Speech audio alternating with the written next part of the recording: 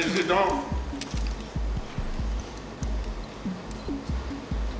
Mesdames et Messieurs les délégués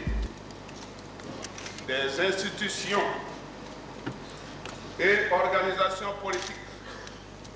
sociales et confessionnelles, Messieurs les membres du comité préparatoire de la conférence nationale, Excellences, Madame et Messieurs les membres du corps diplomatique et consulaire, Messieurs les représentants des organisations internationales, honorables invités, Mesdames, Messieurs, chers compatriotes, le développement caritatif des facteurs dynamiques et positifs de la géographie, de la démographie et de l'histoire a favorisé au fil des âges dans notre pays les conditions propices à l'émergence d'un peuple épris de liberté, de dignité,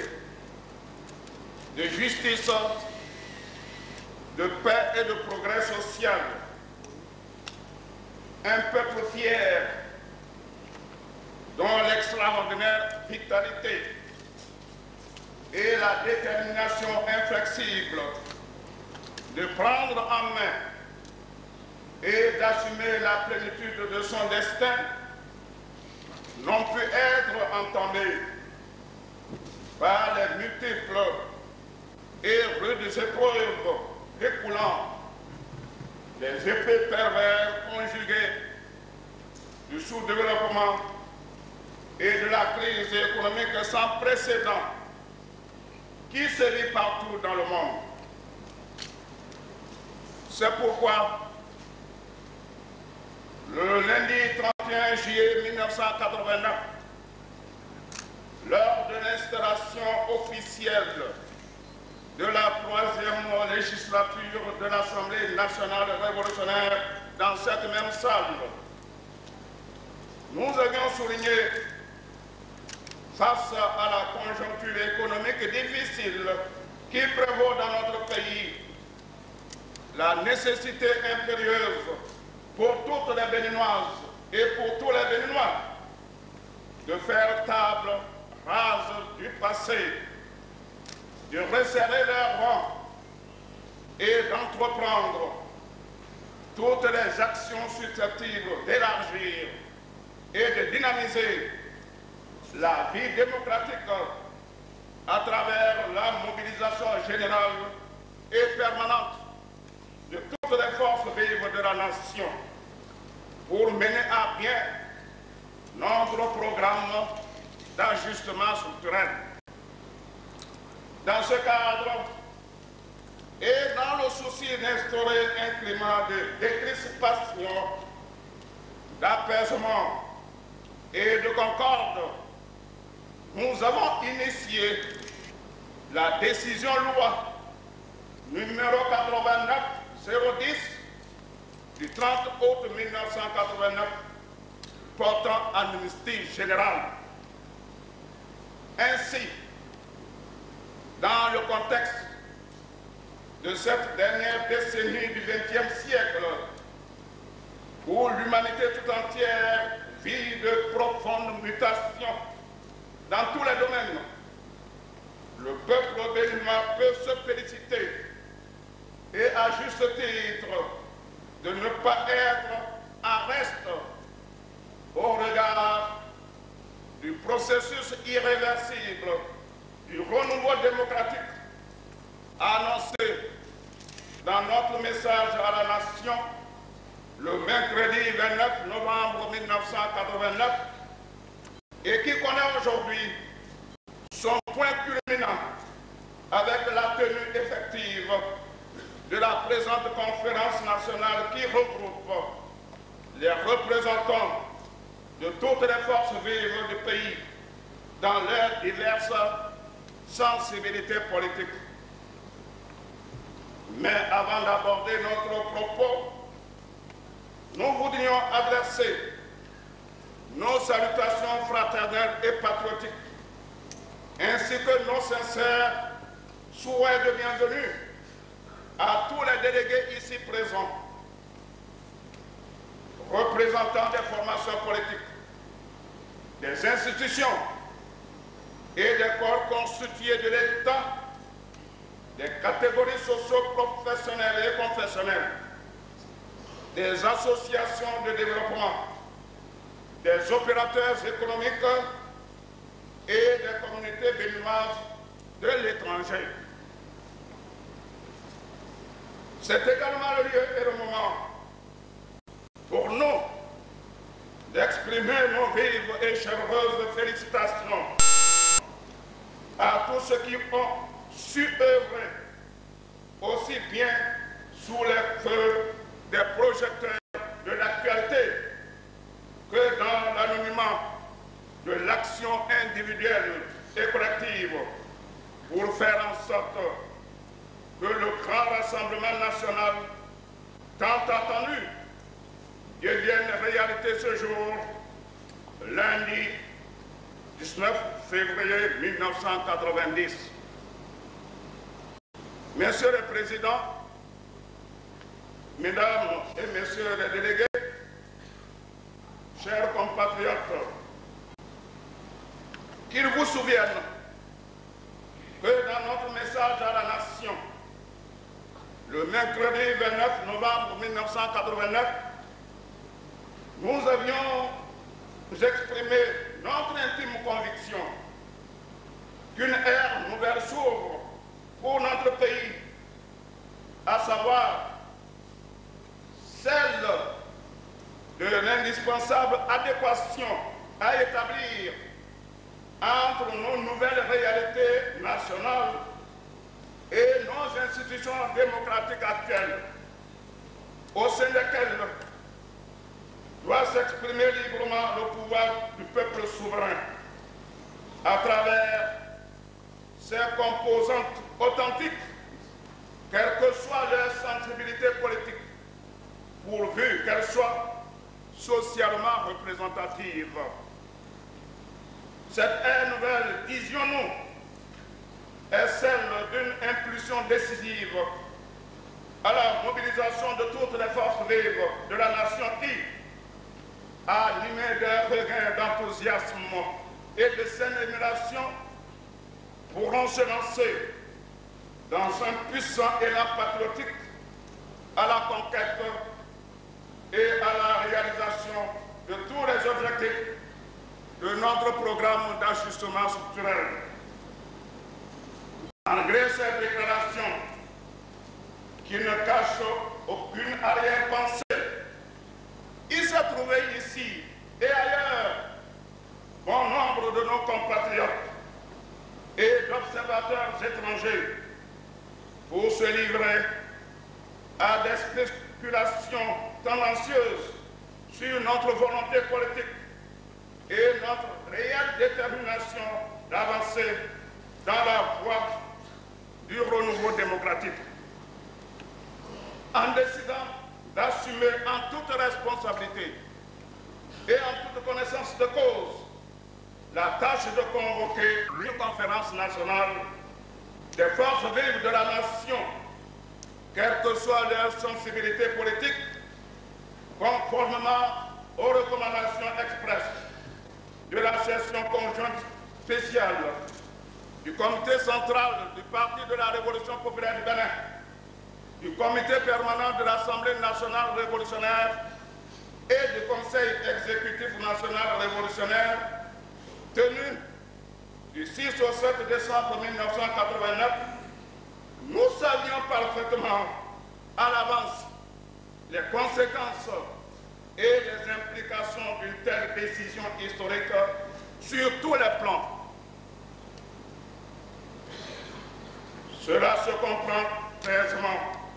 quand on sait qu'il est dans la nature des hommes que tout ce qui est nouveau inquiète certains, jette le trouble chez d'autres, engendre la suspicion, le scepticisme, le découragement et parfois même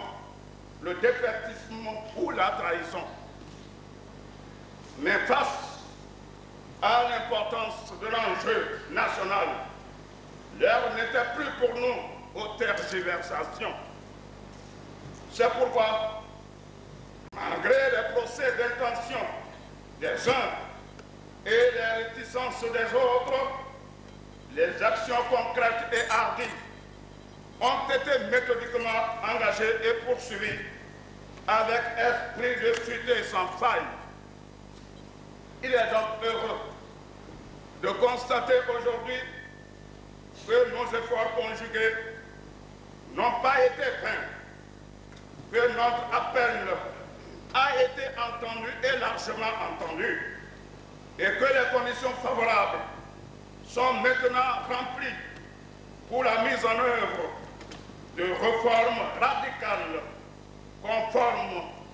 aux légitimes et profondes aspirations du peuple béninois tout entier. Tel est l'objectif fondamental que vise notre conférence nationale, dont la tenue en cette période de date dans les annales de l'histoire de notre nation. Dès lors, le devenir de notre pays et l'avenir de notre peuple doivent être constamment les préoccupations majeures de la conférence, dont les délégués pourront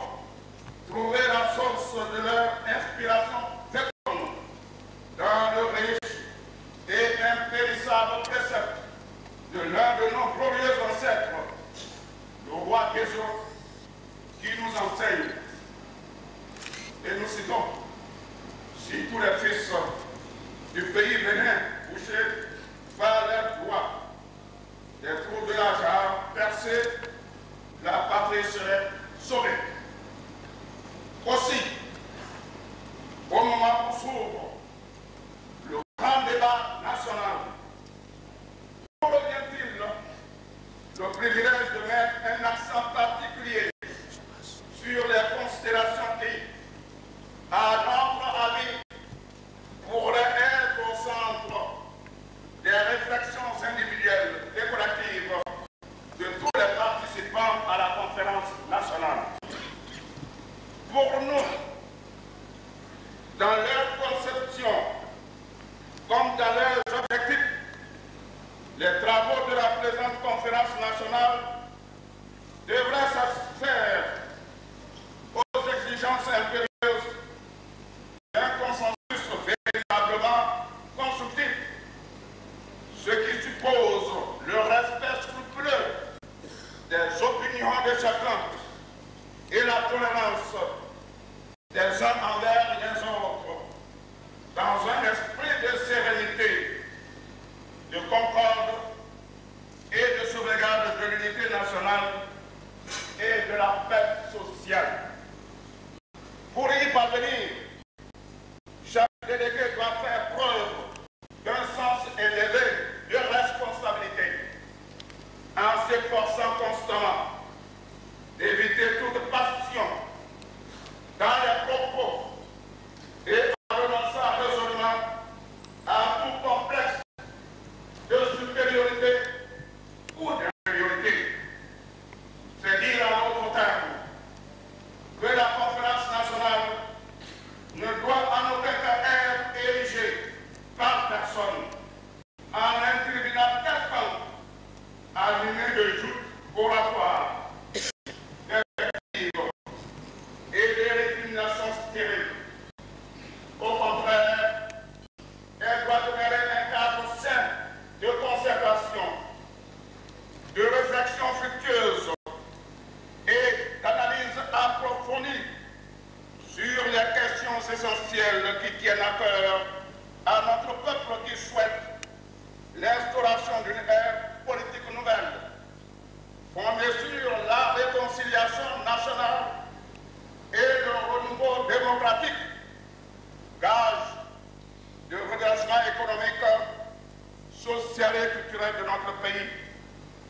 Car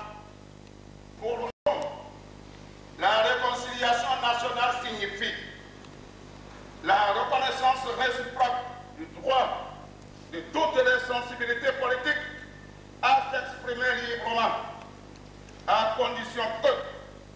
chacune d'elles renonce à toute prétention au monopole de la vérité et à la monopolisation de la gestion de la chose publique, qu'elles bannissent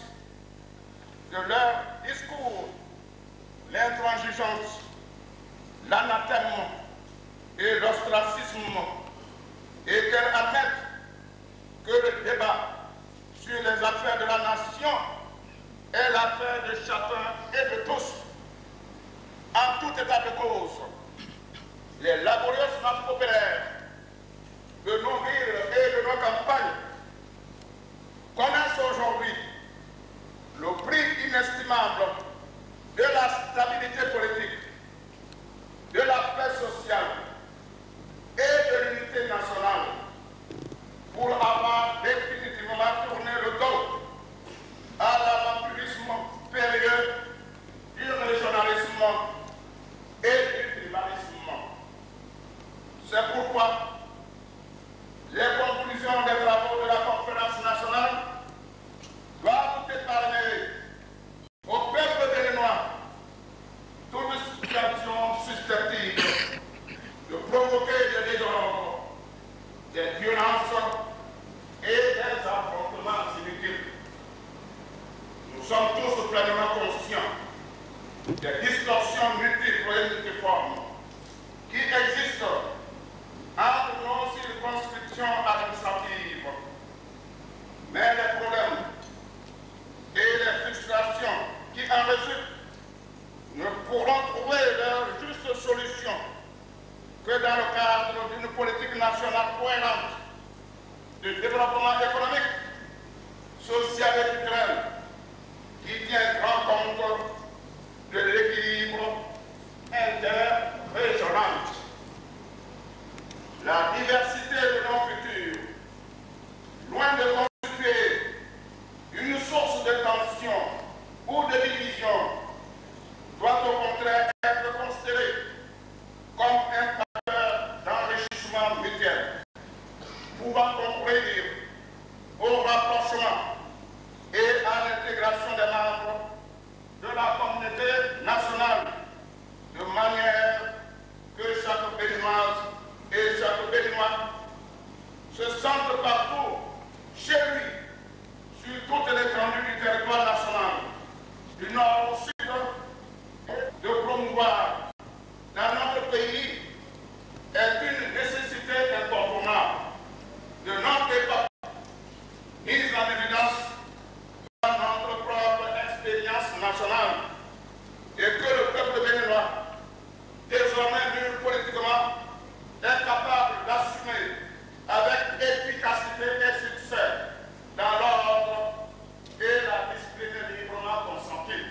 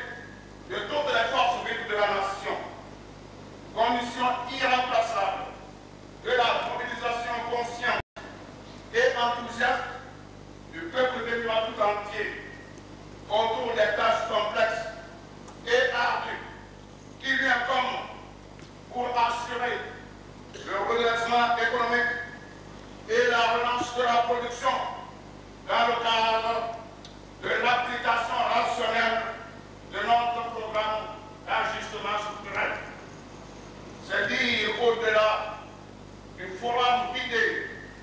qu'elle instaure, la conférence nationale doit déboucher sur des résultats concrets, réalistes et constructifs à la mesure des légitimes attentes de notre peuple. Il n'est donc pas souhaitable pour les participants à cette conférence de dresser une liste exhaustive des problèmes que vit notre peuple, de disserter indéfiniment sur des notions de science politique pour élaborer un répertoire de bonnes intentions dont la mise en œuvre se révélerait utopique sur le terrain. Chaque Béninoise et chaque Béninois sait bien que la crise économique qui sévit dans notre pays ces derniers mois est multidimensionnelle. Aussi, la conférence nationale doit-elle analyser les causes endogènes et exogènes qui l'ont engendré, en diagnostiquer les diverses manifestations, les interférences et les implications, en prenant soin d'éviter d'en occulter des aspects ou de privilégier certains par rapport à d'autres. À la lumière de ces considérations que nous venons d'évoquer, vous comprenez sans doute, mesdames et messieurs les délégués, que ce que le peuple béninois attend de vous, ce n'est pas la victoire d'un groupe sur un autre, mais la convergence des idées et des opinions en vue de la définition claire d'une plateforme politique consensuelle, réaliste,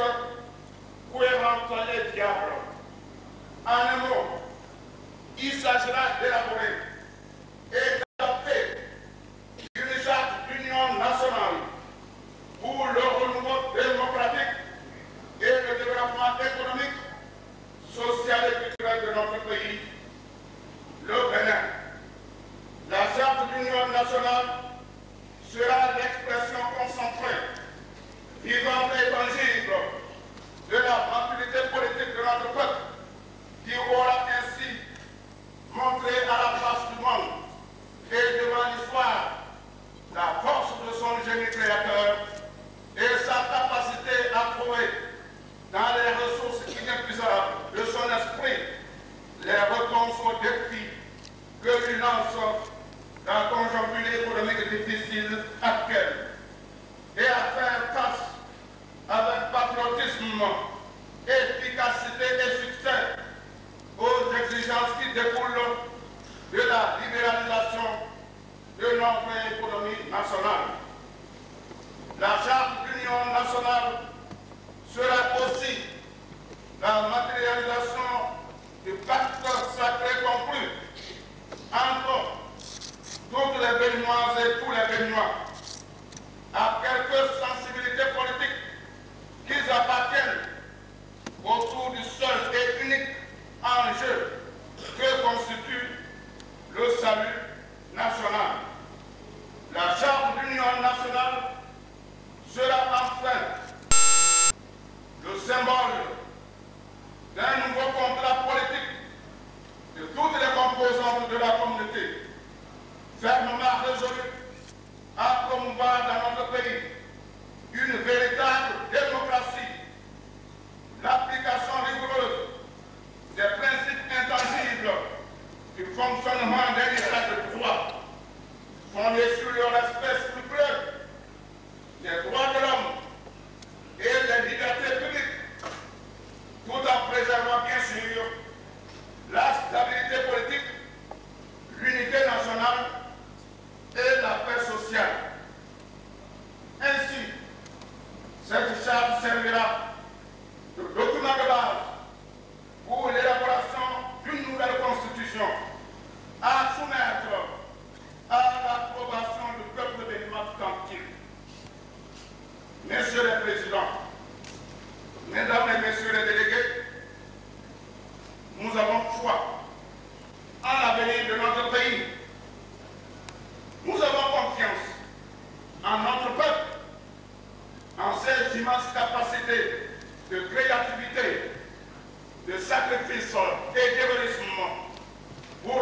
surmonter victorieusement